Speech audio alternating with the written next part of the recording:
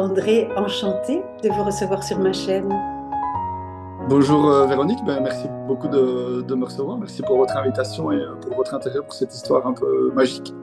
Oui, quelle magie et quel tout à coup tout s'envole pour vous. Vous êtes vu énormément là ces derniers temps.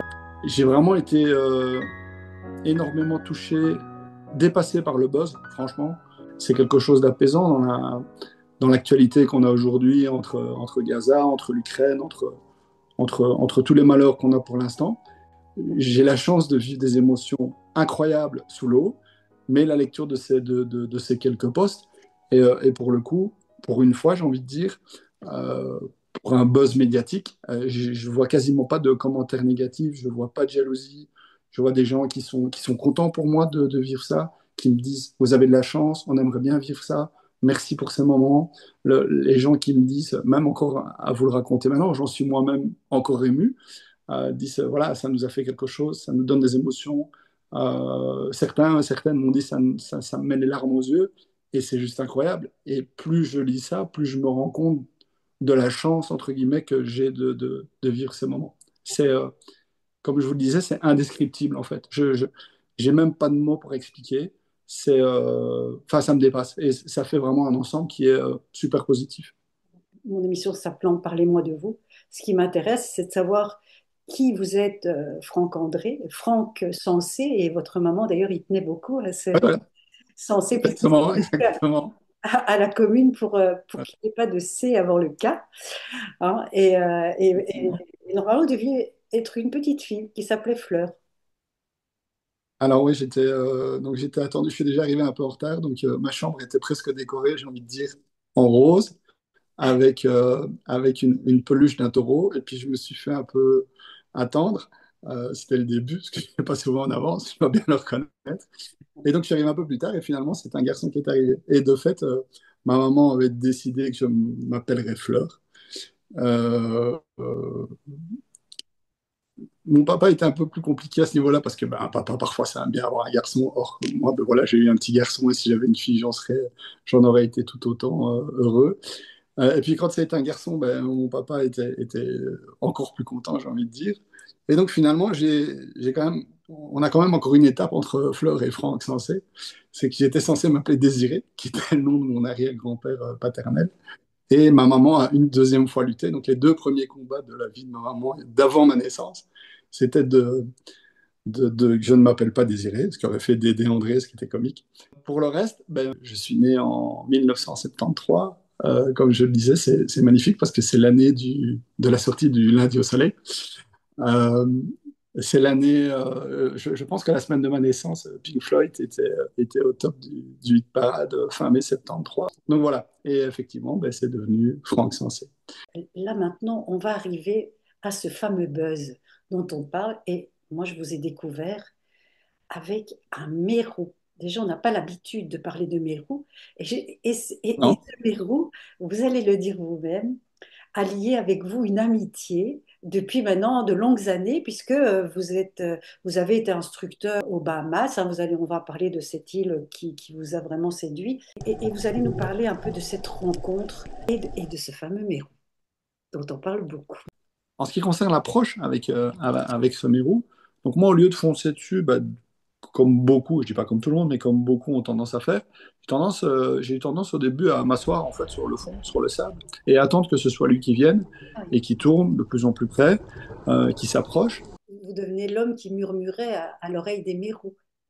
J'ai entendu plusieurs fois cette phrase et c'est quelque chose qui me touche énormément parce que si ça pouvait être le cas, j'ai envie de dire, c'est quelque chose de magnifique en fait. Oui, mais en même Euh, temps, on va maintenant arriver parce qu'il faut quand même dire maintenant aux gens ce qui a fait le buzz pour vous, parce que vous dites, ça me fait rêver, mais nous, quand on vous voit avec ce mérou, ça nous fait vraiment rêver et on se dit, comment est-ce possible qu'il ait pu, ce petit Namurois de Belgique, établir un contact aussi proche avec ce mérou des Bahamas, parce qu'il faut quand même Faut- réexpliquez-nous, parce que moi, par rapport aux images que j'ai vues, vous faites un son dans l'eau et le mérou vous ouais. entend dans la mer et donc vous plongez toujours au même endroit, vous allez. dans un autre. Comment ça se passe? Parce que si vous changez, que vous allez dans un autre endroit, comment est-ce qu'il vous retrouve? C'est juste votre son qui fait qu'il arrive à une vitesse près de vous et puis il vient vous donner des bisous,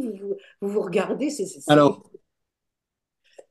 c'est magique. J'ai pas les mots. Rien que de vous l'entendre dire, ben, je le revis parce que j'ai eu la chance de vivre ça pendant presque un mois là, il y a une dizaine de jours. Donc, comment je fais? Enfin, ou comment j'ai fait? Donc, une fois encore, je ne suis jamais allé, enfin, je ne suis jamais vers lui. Je n'ai jamais essayé directement de le caresser. Je n'ai jamais essayé de le retenir. Je n'ai jamais essayé de le forcer parce que, tout Oui, comme les tortues, certaines personnes attrapent les carapaces, etc. Donc, oui. je l'ai toujours laissé venir à moi.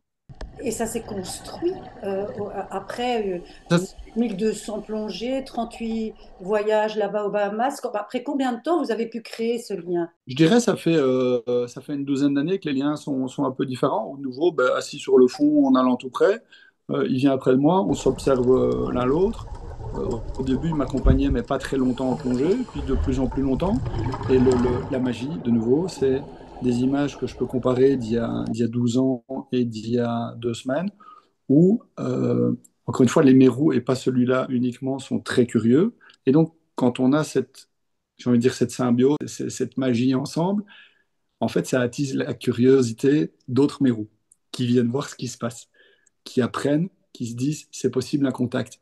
Et il y a ce sentiment de jalousie, en fait, où moi, je le perçois comme ça, et c'est peut-être pas la vérité, mais ça me fait plaisir de le croire comme ça, si c'est comme ça, mais je le vis vraiment comme ça, où dès que d'autres mérous arrivent et s'approchent un peu trop, on a vraiment cette sensation qui leur dit c'est mon moment pour l'instant, et ils chassent les autres poissons. Et j'ai des vidéos qui montrent ça, qui sont totalement incroyables.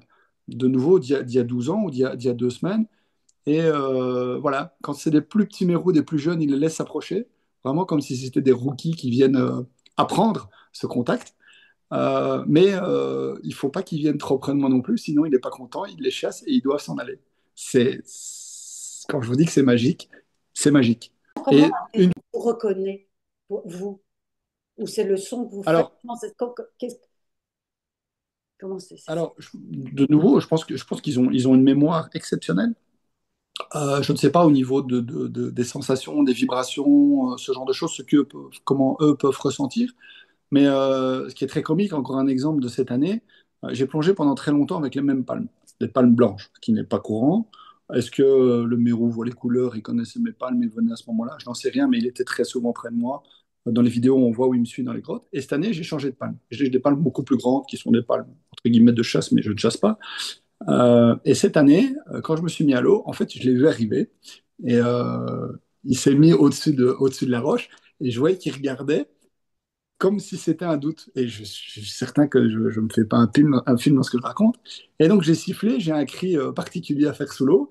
Et là, il a regardé et en une fois, il a foncé, il est venu sur moi. Et là, il s'est mis dans mes bras, en dessous, et on a fait 70 minutes de plongée ensemble. C'est incroyable. C'est juste incroyable. Oui, et ce son que vous faites pour l'attirer, et c'est venu comme ça? Vous avez tout d'un coup fait ce son? J'ai essayé plusieurs choses, je criais, je faisais du bruit sur ma bouteille de plongée en frappant Mais moi avec qui ne quelque connais pas chose. du tout la plongée, je vais vous poser une bête question, parce que je n'ai jamais plongé. Peut-être que je ferai un Ben, essai. j'espère que je pourrais vous donner l'envie, mais voilà. Mais c'est une bête question, mais donc vous avez donc le masque comme ça, mais comment vous faites pour crier L'étendard, ouais. le masque? C'est un espèce de sifflement et bourdonnement, mais que vous entendrez sur la vidéo. Vous verrez, Ah, vous voulez pas c'est nous très la faire? particulier. Vous voulez Ça pas s'entend très fort. Vous allez avoir une vidéo où vous entendrez ce cri un peu strident et qui est un sifflement, roulement, etc., que je ne peux pas reproduire malheureusement quand je ne suis pas dans l'eau. Mais vous verrez, c'est très particulier. et donc après, quand il vous entend, Eh directement, ben, une fois qu'il arrive et qu'il est là, ben, la magie opère et ben, si je suis dans l'eau, j'ai le sentiment qu'il ne me quitte plus. Il peut y avoir d'autres plongeurs qui passent. Il va peut-être aller s'écarter, voir un peu, voir qui c'est, voir s'il y a quelque chose d'intéressant, si quelqu'un a amené quelque chose à manger. Et puis rapidement, il revient. quand c'est comme ça, vous n'avez pas vu depuis Alors un... je ne l'avais plus vu depuis un an, effectivement. Et il arrive, Et là, les retrouvailles ont été ben, franchement impressionnantes. Les retrouvailles ont été impressionnantes. C'est plein d'anecdotes où ben, si je rentre dans une grotte, ben, il me suit, ou alors lui m'emmène découvrir des grottes que je ne connais pas. Donc, c'est vraiment super intéressant. C'est un peu mon guide. Je connais bien les sites de plongée là-bas, mais il y en a que je connais pas encore tout à fait. Pas très bien en tout cas. Et c'est lui qui m'emmène. Et on est toujours à la même vitesse en fait. Il me dépasse pas. Il reste toujours sur le côté. Et il vous protège? Et Je me demandais, parce que dans les grottes, il y a quand même des murènes, il y a alors, peut-être un requin qui va arriver. Il vous protège, il sent le danger, il vous emmène. je pense pas, parce que je pense pas qu'il y ait de réel danger, en tout cas là où on est. À l'inverse, par contre, vu sa taille, parce que maintenant il est quand même devenu balèze, il fait à mon avis entre 90 cm et 1 mètre, donc il a déjà quelques années. Euh, donc s'il est aussi costaud, c'est qu'il est intelligent, il a pu se protéger des prédateurs. Il reste toujours à proximité de la roche, donc si je vais un peu plus sur le sable, ou si je m'éloigne du mur, que je vais un peu plus dans le bleu, il va venir, mais il va pas venir trop loin parce qu'il sait qu'il n'a pas de trous de galerie dans lesquels il peut aller se réfugier s'il y a une attaque d'un prédateur plus important. Je veille à respecter sa zone de confort, entre guillemets, pour ne pas le mettre dans des situations de risque qui pourraient être dangereuses pour lui. Et sur la fin, il vient quand même un peu sur le sable parce que c'est là qu'on a la plus belle luminosité pour faire les photos et les vidéos. Donc là, il a tendance maintenant tout doucement à s'écarter un petit peu plus, mais j'essaie d'éviter ça parce que je veux pas non plus qu'il prenne entre guillemets de mauvaises habitudes. Mais ce qui est très comique, par contre, c'est quand je plonge le long du récif, où là, j'ai tendance à être un petit peu dans le bleu pour regarder.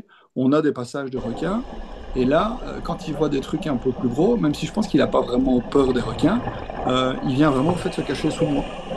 Donc au lieu d'être sur le côté, il faut que je regarde, je pense que j'ai des images aussi, il vient et il se cache vraiment en dessous pour que le prédateur ne le voit pas, il voit juste une masse plus importante, qui est moi en tout cas. Vous devenez son rocher. Mais oui, voilà, on va dire ça. On va dire ça. Vraiment une parfaite symbiose. Mais alors, je voyais, il se blottit près de vous, il vous embrasse, il se met sur le... À partir du moment où le contact est vraiment établi, euh, le contact est établi, entre guillemets, je pense, où il sait que c'est moi, où il sait qu'il est parfaitement en confiance et en sécurité, toutes les barrières se lèvent. Et ça fait partie de la magie. Ça fait vraiment partie de la magie. Donc, comme vous le verrez probablement sur certaines images, j'enlève mon masque de plongée pour deux raisons. La première, c'est pour ne pas le blesser si je suis tout près, parce qu'on a vraiment des contacts. Moi, j'ai mon visage, ma bouche sont en contact avec lui, où on se fait des bisous. Et donc, j'ai pas envie de le blesser avec un matériau plastique qui pourrait être irritant ou autre chose. Euh, la deuxième raison pour laquelle j'enlève mon masque, même si c'est très inconfortable pour moi, parce que ben, forcément, sans masque, dans l'eau, je ne le distingue pas clairement. Je vois une masse, je sais qu'il est là, je sais s'il est tout près. Si je le touche, je sais que je peux le prendre près de moi, mais je ne le vois pas clairement parce que je n'ai plus de masque. Euh, mais c'est aussi pour qu'il voit vraiment, on est cet échange de regard. Pourquoi? Parce que dans un masque sous l'eau, avec les reflets du soleil, il y a toujours cet effet miroir. Et de temps en temps, il a tendance à venir. Et je vois qu'il se regarde plutôt dans le masque qu'autre chose, parce que ça l'amuse. Ça fait un peu un effet miroir. Et donc, on n'a pas cette relation qui est différente. Or, quand j'enlève mon masque, cet échange, et on le voit sur les vidéos, moi je ne le perçois pas à ce moment-là, mais quand je regarde les images par la suite agrandi en ralenti, on voit vraiment qu'effectivement, lui aussi, il fixe le regard, et c'est, bah, pour moi, le moment le plus magique, c'est cet échange à ce moment-là, où je suis bah, comme lui, je suis sans masque, sans lunettes devant, sans miroir, bah, sans mon détendeur, donc moi je ne sais pas respirer, parce que j'enlève mon détendeur aussi, et à ce moment-là, bah, je ne veux pas dire j'en fais ce que je veux, mais toutes ces barrières de sécurité se lèvent. Et donc, je peux le prendre dans mes bras, le retourner, l'embrasser. Et là, je vois que quand il a vu ça, quand il sent ça, et quand il me regarde à ce moment-là, tout s'efface et toutes les barrières s'enlèvent et c'est juste incroyable. Mais lui, ses barrières s'enlèvent, mais les vôtres aussi, puisque vous êtes complètement Ah ben, seul ouais, à ce enfin moment-là, voilà, avec ce métro. la plongée, c'est une passion, c'est un exutoire. C'est gai de voir des belles choses sous l'eau, mais là, c'est vivre des choses que je ne pouvais pas imaginer vivre un jour. C'est avoir une relation où, ben, comme on en a parlé auparavant, il y a pas de faux semblants, il n'y a pas de mensonges possibles sous l'eau. Je suis face à un animal. Il n'y a pas vraiment d'intérêt parce que je pense qu'il a dû comprendre que moi, le nourrir, je ne le nourrissais pas et je ne le nourrirais pas. Et on est vraiment dans un échange, j'ai le sentiment complètement sincère, et ce qu'on a tendance à ne plus vivre dans la vie de tous les jours et sur ce monde terrestre, quelles que soient les personnes qui nous entourent, même si certaines sont vraiment bienveillante, cette relation sans aucun intérêt qui est juste un échange est magique. Je n'ai pas d'autre mot, c'est magique. C'est Et vous magique. aviez des relations comme ça avec les animaux depuis petit, ou bien c'est tout à coup, c'est une relation particulière? Pas spécialement. C'est vrai que de nouveau, le monde sous-marin, j'essaie toujours d'avoir cette approche très délicate où je vais très doucement, j'essaie de capter cet échange visuel dont on parlait tout à l'heure. Et oui, ça arrive avec d'autres animaux sous-marins, mais comme ça, non, j'ai pas eu ça, ni même avec un chien, ni même avec un chat. Voilà, certains ont un chien, un canari, un perroquet, et qui, moi, je suis pas comme tout le monde, c'est avec un méro, donc c'est bizarre. Et donc, Franck, bon, on va aller dans la familiarité maintenant, hein, on se connaît. Et donc, il s'appelle Serge, ce méro. Alors, là-bas, de nouveau, les gens ont tendance à l'appeler Jojo. J'avais lancé un petit sondage en disant, enfin, les gens m'ont demandé, mais comment, pourquoi vous l'appelez pas? Et j'avais pas vraiment envie de lui donner de nom, de prénom. Et puis pour le fun, j'ai fait un petit mini micro-sondage. J'avais marqué Serge, Lucien ou Marcel. Et voilà, Serge est sorti. Et donc son petit nom maintenant, ce sera Serge en effet. Serge, à partir de cette année, alors. Pardon? Ouais, oui. Ouais. Eh bien, quelle aventure. En tout cas, comment ça se passe à l'air libre, je dirais? Est-ce que vous avez aussi ces échanges de regards, cette intimité qu'on peut créer comme ça, si c'est plus facile, moins facile? Comment vous voyez les choses entre vous qui passez beaucoup de temps sous l'eau, ou comment ça se passe pour vous en dehors de l'eau, je dirais. Alors oui, je reste convaincu que l'échange de regard est quelque chose de très important dans toutes les relations, quelles qu'elles soient professionnelles, amoureuses, amicales, sentimentales ou autres. Énormément de choses se passent. Maintenant, le monde d'aujourd'hui, il est ce qu'il est. Et, les relations, on a tendance à être de plus en plus sur la défensive parce qu'on est dans un monde qui est de plus en plus compliqué au quotidien. Donc, effectivement, je ne pense pas retrouver cette quiétude, en tout cas dans le monde terrestre, à part évidemment avec une ou deux personnes qui me sont très chères. Mais sinon, c'est très différent. Ouais. Qu'est-ce que ça vous apporte, la plongée, encore aujourd'hui? Alors, moi, c'est vraiment, enfin, en plus d'être une passion, c'est vraiment un exutoire, en fait. Je dirais, le monde du silence, c'est vrai, on peut avoir des hobbies qui vous changent les idées, du saut en parachute, mais où c'est de l'adrénaline, il n'y a pas grand ça dure pas très longtemps. Les gens qui veulent se poser de plus en plus, enfin, certains aiment bien faire du golf, mais je vois que tout le monde est quand même toujours avec son GSM dans sa poche. Moi, à partir du moment où j'enfile mes palmes, je n'ai plus aucun lien, je n'ai plus aucune connexion, j'ai envie de dire tout s'arrête. Et donc, le fait d'être sous l'eau est quelque chose de magique en soi, à lui seul. Le fait d'être sous l'eau, et voilà, pour moi, c'est vraiment la coupure nécessaire. Et c'est vraiment, au-delà de la passion, c'est vraiment devenu un exutoire pour moi. Souvent, je me dis, ben voilà, avec l'âge, on peut avoir des soucis de santé, on peut avoir des problèmes au niveau des oreilles pour la plongée, etc. Et je me pose souvent la question de que deviendrait ma vie si demain on me disait que je pouvais plus plonger? Pas forcément que je ne pourrais plus aller voir Serge, mais si demain je ne pouvais plus plonger, ce serait très compliqué en effet. Et c'est comme une famille? Vous ressentez comme en sécurité là-dessous? Oui, moi oui. Alors voilà, de nouveau, on a tendance à dire que la plongée est quelque chose qui peut être dangereux ou assimilé comme quelque chose de dangereux. À partir du moment où les règles sont bien respectées, comme on en parlait tout à l'heure, j'ai la chance d'être instructeur. Et une chose que j'aime beaucoup, c'est essayer de transmettre cette passion de la plongée aux enfants. Et j'ai travaillé dans plusieurs centres de plongée où la plupart du temps, les enfants, je dirais, c'est un peu le caillou dans la chaussure, parce que le petit caillou dans la chaussure, parce que les instructeurs qui bossent et dont c'est le métier à temps plein aiment faire des certifications parce qu'ils sont rémunérés là-dessus, etc. Et les enfants, c'est parfois un peu plus difficile parce qu'il faut prendre plus de temps, parce que c'est un peu plus difficile au niveau de l'écolage, parce qu'ils ont souvent un petit peu d'eau dans le masque, ils ont un petit peu mal au sinus, ils ont un petit peu mal aux oreilles. Et donc voilà. Et la plupart des enseignants, des encadrants de plongée professionnels, j'ai envie de dire, et encore une fois, je ne fais pas une généralité, ont tendance à préférer faire passer des brevets à des adultes, ce qui est plus rémunérateur pour eux. Et donc, on avait souvent tendance à me confier les enfants. Et c'est un merveilleux cadeau parce que quand on a la chance comme j'en ai la chance de plonger sur des très beaux sites de plongée et de faire des baptêmes, d'emmener des adultes pour leur première plongée, si lors de la première plongée, on va voir trois requins et deux tortues, et qu'à la deuxième plongée, finalement, on ne voit qu'un requin avec une tortue, ben, les gens, ils vont faire bof, même si c'est quelque chose qui reste exceptionnel. Alors que des enfants, si à la deuxième plongée, on leur montre une étoile de mer, ils vont avoir des étoiles plein les yeux. Et le vrai bonheur, c'est de voir ça et de pouvoir partager ça. Et donc, moi, j'adore faire ça et j'adore transmettre ça.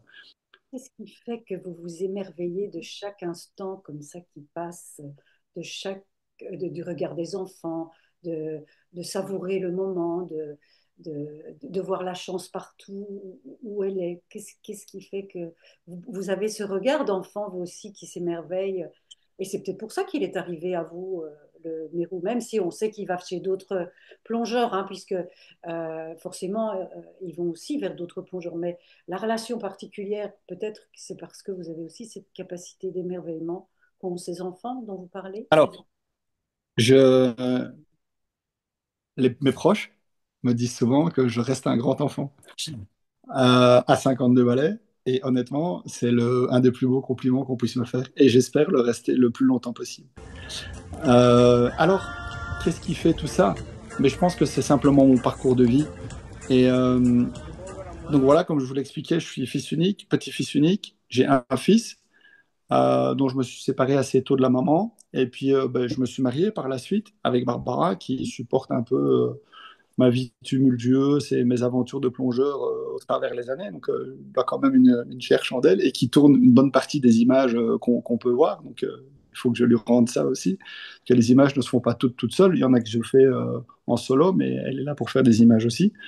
Et donc, si j'ai eu je considère avoir eu énormément de chance dès le départ avec des étoiles alignées, avec des grands-parents qui voyageaient, aimants, unis, avec des parents qui aussi m'ont fait voyager énormément. Et puis, ben, malheureusement, les circonstances de la vie ont fait que ben, j'ai perdu tout le monde. Dans des circonstances parfois un peu particulières, donc sans vouloir du tout faire le Calimero, mais pour qu'on puisse se rendre compte de ce qui peut se passer. Je vous parlais des très beaux côtés de l'Afrique, euh, côté expat, les vacances, etc. C'est très chouette. Eh bien, mon papa, que je devais aller rejoindre pour Noël en 2004, que j'ai eu au téléphone le matin même de Noël, ce jour-là a fait bêtement une crise d'asthme. Il était à Madagascar, là où il bossait. Et ben, quand on fait une crise d'asthme, il faut ben, prendre du Ventolin et puis prendre de l'oxygène si ça ne va pas.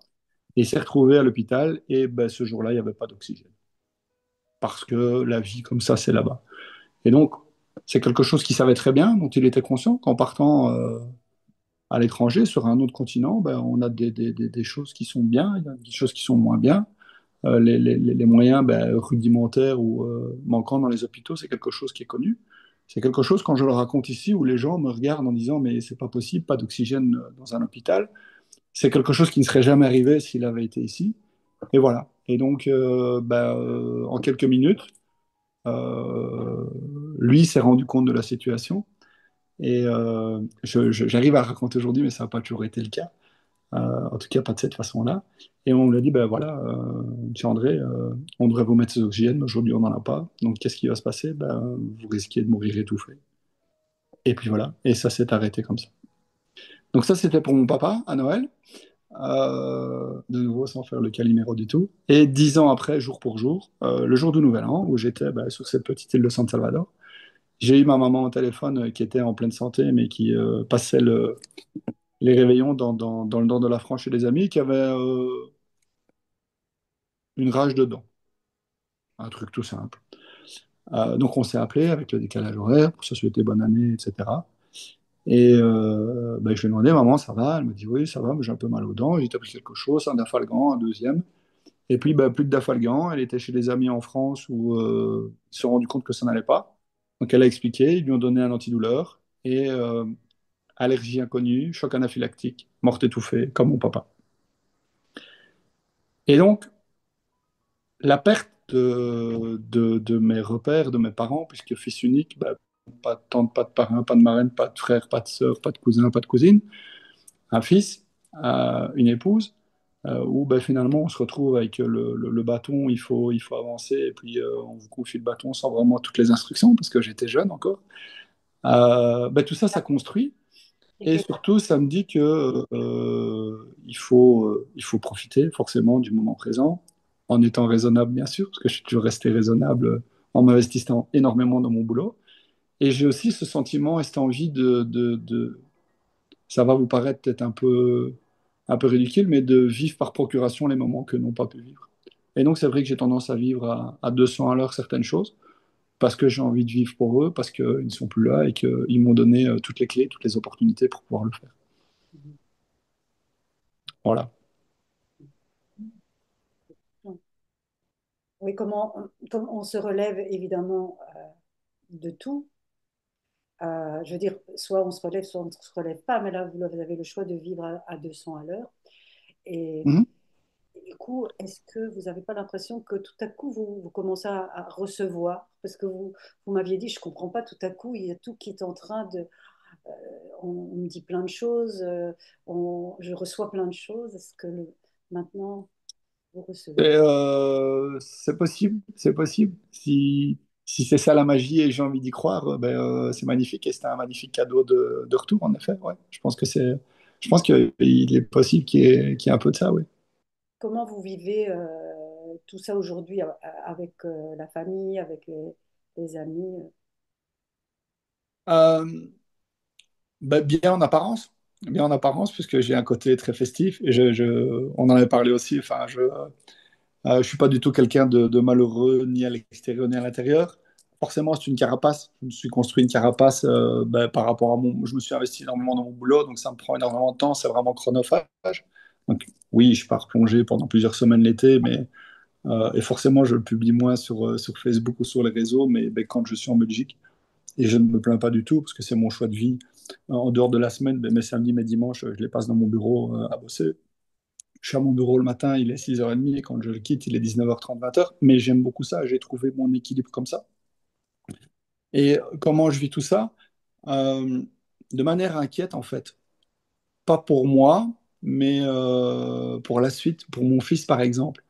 En, en me disant, j'ai le sentiment euh, que grâce à mon parcours et par rapport à ce que mes parents ont pu me communiquer comme outil, j'ai pu me débrouiller, j'ai pu avancer. Et non pas que je ne pense aujourd'hui que mon fils n'en soit pas capable, mais on a toujours peur que ce soit pas assez. Donc j'essaie de nouer ce lien avec mon fils et qui ça n'a pas toujours été facile. Parce que, bah, une séparation, ça se passe pas toujours bien et donc il y en a toujours qui en payent un peu les pots cassés et bien souvent malheureusement ce sont les enfants. Et donc aujourd'hui, oui, ma crainte et mon attention, ben, je suis pas fataliste, mais comme d'expérience, on vit pas bien vieux chez nous, je me dis, et si demain tout s'arrêtait, qu'est-ce qui est prêt pour mon fils? Donc j'ai tendance à réfléchir et à anticiper ce genre de choses, et c'est certain que c'est quelque chose qui me ronge, qui m'inquiète un petit peu, en tout cas dans mon quotidien. Comment il vit, votre fils, cette histoire avec votre époux? J'ai envie de dire, il est presque indifférent. Bah, alors, il n'est pas indifférent parce que forcément, ses collègues de boulot. Là, il est chez sa grand-mère, donc quand le reportage est passé, les voisins de sa grand-mère sont venus sonner en disant, il y a ton papa à la télé. Donc euh, voilà, bah, lui, ça lui fait bizarre, mais il sait qu'il a un papa qui est un peu hors norme, j'ai envie de dire, pour certaines choses. Euh, donc ça le fait sourire. Il y a quelques années, ben, il m'accompagne de temps en temps en vacances. J'ai jamais essayé de le pousser ou de l'inciter à faire de la plongée en disant je fais de la plongée, je veux que tu fasses de la plongée. Et comme certains disent, je veux que tu sois joueur de foot, ou je veux que tu fasses du motocross. Et donc j'ai compris rapidement que c'est un truc qu'il aimait bien. J'ai eu peur à un moment que ce soit quelque chose qui lui plaisait pour pouvoir me faire plaisir, alors que c'était pas du tout le but. Et donc quand on part en vacances, je dis, tu veux plonger demain? Oui. On fait une ou deux plonges ensemble. Tu veux plonger après-demain? Non. Donc on fait autre chose. Donc, Aujourd'hui, avec tout ça, donc avec tout ce que vous avez comme succès aujourd'hui, comment vous voyez les choses? Est-ce que vous avez prévu de retourner rapidement? Comment vous allez faire? Alors, oui, et retourner, j'espère pouvoir retourner plonger et voir Serge, parce que c'est Serge, dès que possible, mais je pense que ce sera difficile encore cette année, donc ce sera probablement au début d'année prochaine. Quand vous y pensez pendant l'année, comment ça se passe? Vous vous dites, tiens, est-ce qu'il va encore revenir cette année? Alors, je sais qu'il y a d'autres plongeurs qui restent sur place, qui plongent régulièrement et par lesquels je peux collecter des informations. Donc, je sais habituellement s'il est là ou pas. Si ce n'est que cette petite île de San Salvador est une île qui, malheureusement, a la trajectoire des cyclones et des ouragans. Pour la partie sous-marine, ça ne pose pas trop de soucis. Mais comme c'est une très mauvaise période qui commence de la mi-août jusqu'à fin octobre, la plupart des resorts et des centres de plongée sont fermés durant cette période. Ce qui veut dire que durant cette période, même si on est sur un parc naturel marin protégé, certains pêcheurs s'en donnent à cœur joie. Et donc le risque et la crainte, c'est toujours ça. On posait la question du prédateur du Mérou. Son plus grand prédateur, malheureusement, c'est l'humain. Euh, donc ça, c'est la grosse crainte. Alors que peut-on faire? Je sensibilise au quotidien des locaux sur place. Parce qu'il faut savoir que les locaux pêchent. La plupart des locaux sont vraiment conscients de l'importance de cette zone touristique et de l'attrait, de l'intérêt qu'il peut y avoir sur les réserves sous-marines, en dehors de Serge, on va dire, et donc vont pêcher dans des zones beaucoup plus éloignées. Mais malheureusement, ce n'est pas toujours le cas de personnes qui viennent plus de l'extérieur. Et par contre, ils ne plongent pas, les locaux plongent quasiment pas. Donc moi, j'essaie de les sensibiliser en disant, faites tout de même attention aux bateaux qui vont aller s'ancrer sur les zones de plongée, etc. De gens que vous ne connaissez pas, évitez à ce qu'ils pêchent là-bas. Et donc, on est en train, avec un club de plongée local, essayer de sensibiliser au plus haut niveau, j'ai envie de dire, les autorités locales, aussi bien les responsables du tourisme que les officiers de pêche, etc., à l'importance et la préservation de cette zone, parce que c'est une crainte énorme, de nouveau pour Serge, bien sûr, en ce qui nous concerne, mais pour la totalité du monde sous-marin qui se trouve dans cette zone-là. Donc, oui, c'est quelque chose qui m'inquiète, peut-être pas au quotidien, mais j'y pense quand même régulièrement. Et oui, je me dis, quand... il y a un euro million ce soir. C'est un gros euro million, je pense qu'on éclate tous les budgets. Et voilà, mais depuis quelques jours, c'est la discussion avec beaucoup. Et si tu gagnais l'euro million, qu'est-ce que tu veux faire? Moi, j'achèterai un bateau, je vais aller là, je vais aller là. Et moi, finalement, mon rêve, ce serait quoi? Ce serait de faire une fondation pour protéger le récif là-bas. Ce serait de pouvoir faire ça. Donc, si ça pouvait tomber ce soir, les 5 chiffres et les 2 étoiles, en dehors de combler, de récompenser les gens qui me sont proches, bien sûr, oui, ça, ce serait vraiment le but ultime, ce serait de pouvoir faire quelque chose avec un vrai garde-côte, quelque chose qui soit protégé et préserver toute cette zone sous-marine auquel je tiens vraiment énormément et qui Mhm. m'apporte beaucoup. J'ai une question qui est peut-être un petit peu particulière, mais si vous voyez par exemple d'autres gens, d'autres plongeurs se lier d'amitié avec votre Serge, comment le Hein. feriez-vous? Mais alors, contrairement à Serge qui peut être un peu jaloux, j'en serais ravi pour eux parce que Serge ne m'appartient pas. Serge est un poisson de l'océan. Euh, et c'est pas juste des mots, il ne m'appartient pas. C'est un poisson avec lequel moi je pense avoir un lien vraiment particulier. Mais finalement, ce lien, je le souhaite à tout le monde. Cette relation, je la souhaite à tout le monde tellement elle est magique. Et non, je pense pas qu'il y aurait de jalousie. Si je me retrouve en même temps sur le site de plongée et que je le vois un peu moins, certainement, je serais un peu tristounet. Mais en aucun cas, cette relation, ni ce poisson, ni cette relation ne m'appartiennent. Donc je la souhaite vraiment à tout le monde et je serais plutôt ravi, une fois de plus, pour les autres personnes qui pourraient la vivre, vraiment, sincèrement. Mhm. En tout cas, merci beaucoup pour le rêve que vous nous donnez en vous regardant, parce qu'on dirait deux cœurs qui se rejoignent. Et c'est ça qui est touchant, Mm. c'est la simplicité et la beauté du moment c'est pour ça que ça prend autant dans les tripes des gens. Vous disiez, on est dans une période un peu particulière où les gens n'ont plus confiance. Et là, on voit un lien totalement de confiance, totalement pur, totalement vrai, totalement magique et Dénué dénué d'intérêt, en fait. dénué d'intérêt, oui. Dénué vraiment totalement d'intérêt. Je veux dire, ben moi, c'est le fait de vivre cette relation, et lui, ben, je sais pas, mais voilà, c'est juste, c'est incroyable. C'est incroyable. Merci énormément pour tous ces moments magnifiques que vous nous faites vivre. Merci pour votre simplicité, votre enthousiasme, votre passion, votre sensibilité, Mhm. parce que ça se perçoit bien, en tout cas, et on comprend que vous ayez un lien comme ça particulier avec ce nouveau. Merci énormément. Et, et j'ai Ben, envie de dire, on a envie de vous suivre.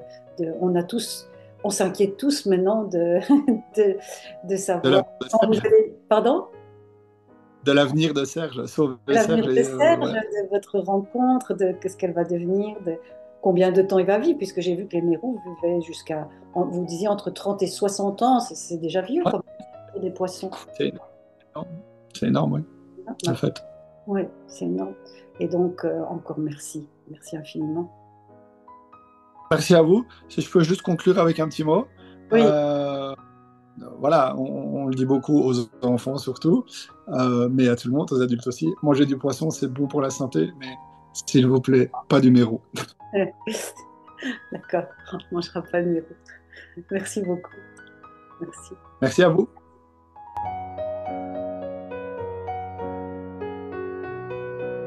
Je suis fils unique, petit-fils unique, donc autant dire que j'étais le dieu chéri par les parents et les grands-parents, parce que voilà, j'étais le seul, l'élu, comme disent, comme diront certains. Et ben, jusqu'à 7 8 ans, enfance tout à fait normale. Et pour des raisons économiques et des possibilités, en 1980, mon papa est parti comme ce qu'on appelait expat à l'étranger, donc pour s'occuper de projets routiers, projets d'adduction d'eau. Et donc il est parti en Algérie pour commencer, qui était magnifique, je dois le dire. J'ai des souvenirs, même si j'avais 7, 8, 9 ans quand j'y suis allé. L'Algérie était dans un contexte évidemment politique totalement différent de ce qu'il en est aujourd'hui, mais j'ai de magnifiques souvenirs de l'Algérie, qui était un très beau pays. C'est pour moi une très grande chance d'avoir pu partir en Algérie pour commencer, mais ça a duré quelques mois. La vie d'expat est quand même plus confortable que celle qu'on peut avoir ici, comme enfant en tout cas pour moi, puisqu'on va à l'école, au lycée français le matin, et puis on va à la piscine ou à la plage l'après-midi, donc c'était super confortable. Et en fait, ma maman, à qui j'en ai voulu à ce moment-là, n'a pas voulu, entre guillemets, cette vie-là pour moi. Elle a dit, tu vas faire tes études en Europe, en Belgique en l'occurrence, comme tout le monde, et puis après, si tu veux partir, tu partiras. Ce que j'ai fini par faire. Elle s'est trouvée un boulot, elle a été de cette période-là, enfin un tout petit peu après, jusqu'à sa pension, gestionnaire d'une auberge de jeunesse. Donc c'était aussi énormément de voyages, de gens différents, de cultures différentes, de langues différentes. Et ben, j'ai suivi effectivement mon papa pendant, pendant, à mon avis, une trentaine d'années, qui changeait de pays en fonction de mission, c'est-à-dire que tous les 6 mois, entre 6 mois et 2 ans, il changeait de pays. Ça m'a donné une chance Oui, incroyable, une de plus, j'ai envie de dire. Je veux dire, les étoiles se sont jusque-là toujours bien alignées pour moi. C'était vraiment une véritable chance j'ai eu la chance d'aller au Burkina Faso, je suis allé au Mali, je suis allé en Mauritanie, je suis allé au Togo, je suis allé au Bénin, je suis allé au Zaïre, parce que c'était encore les Zaïre à l'époque, c'est une ouverture d'esprit qui est phénoménale alors à ce moment-là. et qui, elle aussi, j'ai envie de dire, est indescriptible. Voilà, la plupart des pays, forcément, dans lesquels j'ai eu la chance de voyager, sont des pays très pauvres. Et donc, je pense que ça aide aussi beaucoup à relativiser, à prendre conscience de la chance qu'on a au quotidien quand on est dans des pays européens, et encore plus la Belgique, où on a des chances énormes en termes de confort. Voilà, moi, on voit ça à la télé, on voit ça dans des reportages, mais c'est difficile de se rendre compte à un moment de voir des enfants partir chercher de l'eau la journée, le matin, et revenir avec un bidon d'eau. Donc, c'est des choses, quand on les vit, je pense qu'ils sont vraiment totalement différentes de ce qu'on peut voir dans des reportages. Et franchement, c'est une leçon de vie incroyable. Vous disiez, mon enfance s'est bien passée jusque plus ou moins mes 7 8 ans. Alors, ben, forcément, des parents qui se séparent, et puis ben, voir son papa, même si c'est dans un contexte de vacances, mais ben, un mois et demi pendant l'été, et puis un peu à Noël, un peu au carnaval, un peu à Pâques quand on a la chance de voyager. Ça reste une famille séparée, ça reste quelque chose de difficile. Ça reste malgré tout ben, une éducation avec une maman qui doit être un peu ferme et mettre le cadre quand il faut, et un papa qui a le bon rôle, parce que quand je vais le voir, c'est plutôt les vacances, la détente, etc. Donc ça reste un équilibre, malgré tout, qui n'est pas super facile à trouver. Même si c'est très enrichissant, c'est quand même pas toujours facile. Ça m'a énormément ouvert au voyage, et je dirais, euh, cerise sur le gâteau, j'ai des grands-parents qui étaient très sportifs. Je dis étaient parce que ben, malheureusement j'ai perdu et mes parents et mes grands-parents, et je pense que ça fait partie de ma construction, reconstruction également. J'avais des grands-parents qui étaient maternels, qui étaient super sportifs, euh, qui eux ont traversé le désert à 2 reprises en voiture. Ils ont acheté une voiture, ils ont traversé le désert, voilà, sans aucune explication et sans lien avec l'activité de mon papa. Et j'avais une grand-mère suissesse, donc du pays des Edelweiss. Les grands-parents qui ont traversé le désert, c'est ceux aussi qui faisaient de la plongée, comme vous aujourd'hui. Exactement, exactement. J'avais des grands-parents déjà un peu aventuriers, j'ai envie de dire. Et je me souviens très bien que enfant, j'avais 4-5 ans, je voulais faire de la plongée. Et donc, mes grands-parents avaient une cave avec du matériel de plongée. Ben, quand je m'ennuyais, j'allais dans la cave et je m'habillais en plongeur, avec des costumes 3 fois trop grands, ça faisait rire tout le monde, mais je voulais faire de la plongée, absolument. Voilà, j'aimais bien les poissons, j'aimais bien le monde sous-marin, c'était mon truc. J'étais attiré par ça.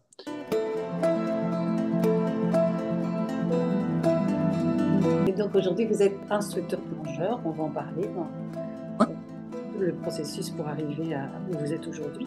Mais vous avez aussi une entreprise dans la région de Namur, qui est votre région, Namur, Lustin. Donc vous avez une entreprise de rénovation, une PME, une douzaine de personnes. exact, oui, c'est une PME familiale qui était, ben, pour le coup, beaucoup de choses sont liées, qui était l'entreprise de mes fameux grands-parents maternels aventuriers et baroudeurs. Et donc, effectivement, c'est une entreprise on fait de la rénovation de façade, on fait de l'isolation de façade et du traitement de problèmes d'humidité. On travaille essentiellement pour des particuliers. Ça reste vraiment une PME familiale à taille humaine, où on a vraiment encore cet esprit, je dirais, d'équipe et cet esprit vraiment d'entreprise familiale. Et votre passion, c'est de plonger. Donc là aussi, très jeune, hein, c'est 16-17 ans, vous avez commencé à passer des brevets dans cette région de Namur, à avoir petit à petit de plus en plus de compétences dans le domaine. Et puis, vous êtes parti à l'étranger, un premier voyage. 1988, je pense, Luc Besson sort Le Grand Bleu. Et c'est le dernier élément qui me manquait. J'avais essayé d'autres choses, mais ça m'a vraiment fait retourner à la plongée et je me suis dit, c'est ça et c'est vraiment ça. Je me suis inscrit dans une école de plongée où mes grands-parents avaient été inscrits, ben, je pense, une vingtaine d'années plus tôt. Effectivement, ben, j'ai passé, comme dans tous les sports, plusieurs niveaux, plusieurs brevets pour rapidement devenir instructeur. Euh, j'ai passé d'autres brevets également. Ben, on a par exemple une spécialisation plongée enfant, dont on pourra revenir, sur laquelle on pourra revenir un petit peu après, où l'approche de la plongée pour les enfants est quelque chose pour moi qui est vraiment très important. Transmettre cette petite étincelle. J'ai fait une formation pour ce qu'on appelle on a la chance d'avoir dans notre école quelqu'un qui a lancé une branche qui est ce qu'on appelle la plongée adaptée. Donc la plongée adaptée, ça permet Ça n'en à dit des personnes handicapées, c'est bien physique que mental, de pratiquer le sport de la plongée avec toute une infrastructure, un encadrement plus important, des moyens techniques pour les mises à l'eau, etc., de sécurité. Mais ça veut dire que on arrive à faire plonger des personnes qui sont amputées de certains membres, des personnes qui sont malvoyantes, des personnes qui ont des handicaps légers au niveau mental. Donc, on arrive vraiment à mettre ces personnes en sécurité et à leur faire découvrir autre chose euh, que les sports plus classiques qui peuvent être pratiqués, dont par exemple la plongée. Et vous avez parfois des petits miracles comme ça, où vous voyez quelque, parfois quelque chose qui pourrait à nouveau bouger. Alors, est-ce que c'est le phénomène de l'eau? Est-ce que c'est un phénomène naturel? Mais on a des personnes qui sont paraplégiques où, quand on les met dans l'eau, on voit un mouvement de jambes qui semble s'amorcer parce qu'on leur met des palmes, on leur met des palmes aux pieds. Est-ce que c'est l'eau qui fait ça? Est-ce que c'est quelque chose qui favorise ou qui peut aider? Je suis pas médecin, je suis pas scientifique, mais le miracle, j'ai envie de dire, le vrai miracle qu'on voit, c'est l'étincelle de nouveau dans le regard de ces personnes qui se disent bah, je peux faire un truc que j'avais jamais imaginé faire. Et ça, ouais, ça fait partie du miracle de la plongée. Oui, parce que quand même, la plongée, c'est quelque chose qui peut être un peu affolant pour certaines personnes. Ça peut faire peur. Même en carrière, vous avez commencé en carrière, mais en carrière, l'eau est plus trouble, etc. Donc, c'est autre chose. Est-ce que tout le monde est capable de faire de la plongée? Alors, sauf de grosses restrictions médicales ou physiques. Je pense que tout le monde, quasiment, est apte à faire de la plongée. Enfin, il y a deux choses qui sont importantes. C'est que quand on essaie la plongée, soit c'est quelque chose qui vous plaît rapidement et vous allez mordre et vous allez rester attaché très longtemps, soit c'est pas du tout votre élément. Vous essayez et puis c'est pas votre truc. Maintenant, l'encadrement et la première approche sont des choses très importantes. Et l'encadrement, justement, et la formation des instructeurs reste pour moi quelque chose qui est primordial. Presque tout le monde peut découvrir ce fameux monde du silence. On a cette chance. Donc, moi, j'ai commencé à l'âge de 17 ans dans cette école de plongée à Namur. Dans la petite anecdote que je vous racontais tout à l'heure, ben, ma maman ne voulant pas toujours me balader, je me souviens que je partais en scooter avec ma bouteille de plongée sur mon dos pour aller plonger en carrière. Donc c'était très comique parce que c'est quand même du matériel encombrant. Et la chance énorme qu'on a en Belgique, c'est d'avoir des carrières. Alors, c'est pas fun de plonger dans les carrières, même si on a une biodiversité qui est quand même incroyable. Pas dangereux de plonger dans des carrières. Il n'y a pas de tourbillon. Ah Les non. tourbillons, c'est des légendes. Ah oui? Les tourbillons, sauf peut-être dans un ou deux endroits particuliers, mais ça reste plutôt des légendes comme le monstre du Loch Ness. Et on a tendance à donner ces informations-là pour que n'importe qui n'aille pas faire n'importe quoi. On peut avoir des petits courants, ce genre de choses, mais c'est pas quelque chose d'hyper dangereux, à part peut-être un ou deux endroits bien spécifiques. Alors, on a ce côté euh, pas attirant de la carrière. Il fait noir, il fait froid. Donc, c'est pas le truc qui donne envie. Par contre, c'est la chance énorme des plongeurs de la Belgique, c'est que c'est la meilleure école du monde. Pourquoi? Parce qu'on se retrouve à plonger dans des conditions super difficiles. Ce qui veut dire que quand on a la chance d'aller en Méditerranée, en mer Rouge, en Égypte, qui est vraiment tout près, ou dans d'autres eaux, dans les Caraïbes, aux Bahamas, etc., on se retrouve vraiment très à l'aise parce que on n'a pas de contraintes. On voit à 50, 100, 200 mètres sous l'eau, on a une eau qui est chaude, on a beaucoup moins de matériel, etc. Et donc, les plongeurs, d'ailleurs, belges, sont réputés pour faire partie des meilleurs plongeurs du monde parce qu'ils s'entraînent et font leur brevet, passent leur brevet dans des conditions dites extrêmes. Alors, je dirais pas extrêmes, mais qui sont pas les plus faciles en tout cas. Donc, je suis parti en République dominicaine à l'âge de 20 ans parce que je voulais absolument vivre de la plongée. Donc j'ai fait ça pendant 6 mois et c'était très très bien. J'ai rencontré de nouveau de chouettes personnes. J'ai fait découvrir la plongée à énormément de personnes. J'ai fait des baptêmes de plongée par dizaines, par centaines. Et puis il me manquait quand même quelque chose un petit peu au niveau de l'ambition où je me retrouvais coincé dans une boîte de plongée où ça tournait pas vraiment comme moi j'imaginais que ça puisse tourner dans la plongée. Et donc je me suis toujours dit un jour je ferai ça, mais je ferai ça pour moi. Et donc je suis rentré en Belgique. Je travaillais comme ouvrier dans la construction dans l'entreprise dans laquelle je suis toujours pour l'instant et que j'ai la chance de diriger aujourd'hui.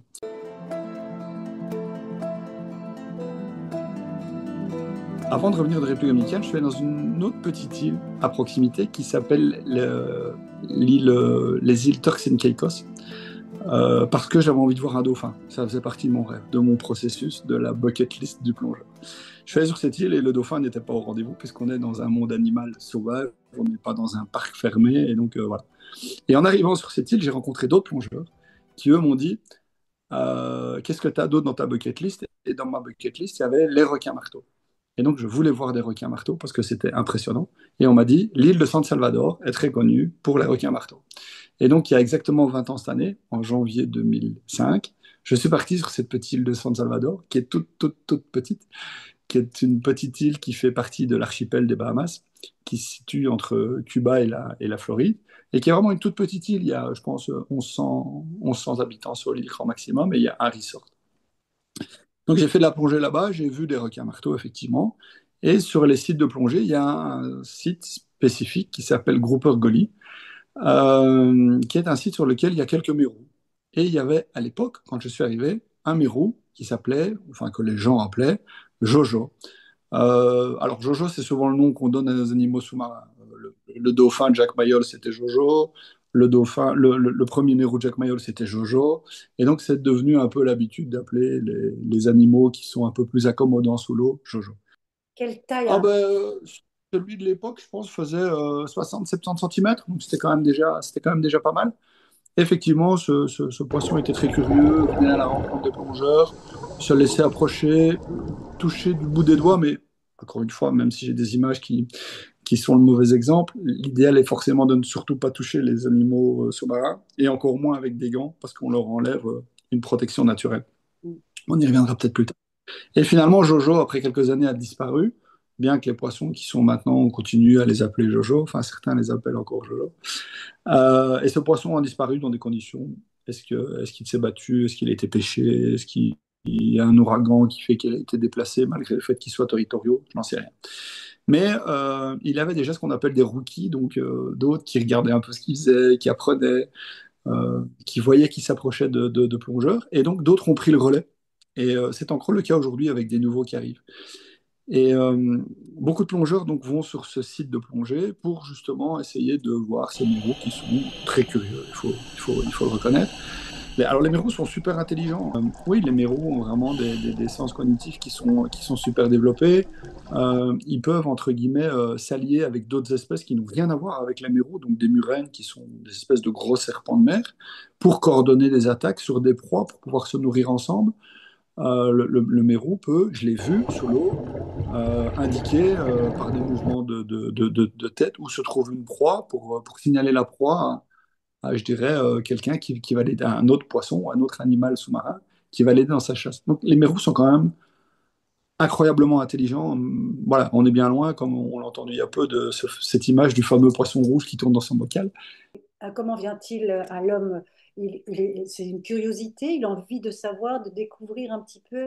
Donc là, en l'occurrence, cette petite zone où on a plus de mérous, ils ont tendance à venir au contact parce que malheureusement, certains ont pris l'habitude de les nourrir pour les voir. Comme les mérous, certains mérous sont devenus familiers, bah, certains partent avec du pain, avec des œufs, Oh là là. ce que je demande à tout le monde de ne jamais faire. Parce que voilà, il faut leur laisser leur équilibre, etc. Et puis quand il n'y aura personne pour leur donner à manger, ils n'auront plus l'habitude qu'on leur donne à manger. Donc c'est vraiment pour moi la dernière des choses à faire. C'est la chose que je ne fais pas, que je n'ai jamais fait et que je ne ferai pas. Mais donc, ben, ils ont voilà, tendance parfois à attendre un petit peu. Euh, Maintenant, le problème, c'est que les gens veulent absolument des images, parce que le monde d'aujourd'hui, c'est le monde des réseaux, c'est le monde d'Instagram, c'est le monde de TikTok, c'est le monde de Facebook. Et donc, ben, dès que les gens se mettent à l'eau et voient un animal sous-marin, quel qu'il soit, que ce soit une raie, que ce soit un requin, que ce soit une tortue ou que ce soit un mérou, ben, les gens ont tendance à palmer rapidement pour aller à la rencontre, essayer d'être le plus proche possible et faire une photo. Ce qui, de nouveau, est la dernière des choses à faire. Donc, ces animaux qui sont à la base un peu curieux, ben, sont rapidement effrayés parce que on est quand même une masse beaucoup plus importante que la plupart d'entre eux sous l'eau. Et donc, ils évitent le contact. Et moi, à l'inverse, depuis que j'enseigne la plongée, j'ai remarqué quelque chose et j'ai toujours essayé d'enseigner ça à tous mes élèves, mes étudiants ou mes compagnons de plongée, c'est d'essayer, mais finalement, comme ça se passe ici, en dehors de l'eau et même entre les êtres humains. Je pense que la première chose qui permet d'établir un contact, une relation, c'est un échange. Ça commence par un échange de regards. Et donc, c'est de créer un contact visuel, ce qui n'est pas toujours facile, parce qu'on est plus à distance ou quoi. Mais c'est quelque chose que j'arrive à faire sous l'eau avec énormément d'espèces différentes. J'ai des vidéos où je peux caresser des raies, où je m'approche, et vraiment, ça part toujours. À partir du moment où le contact visuel est accroché, mais ça ouvre toutes les portes en fait. Oui. On dit parfois, par exemple avec les félins, qu'il ne faut pas les regarder dans les yeux parce qu'ils vont attaquer. Uhum. Tous les mammifères marins, on peut les regarder, les requins, vous parlez du regard. Est-ce qu'on peut les regarder? J'ai la chance de côtoyer des requins aussi. J'essaye aussi de capter l'échange de regards. Et sous l'eau, en tout cas, jusqu'à maintenant, je n'ai pas eu ce problème. Effectivement, super connu des félins, des ours, ce genre de choses, etc., dont il faut éviter absolument le regard. Sous l'eau, je pense que c'est vraiment totalement différent.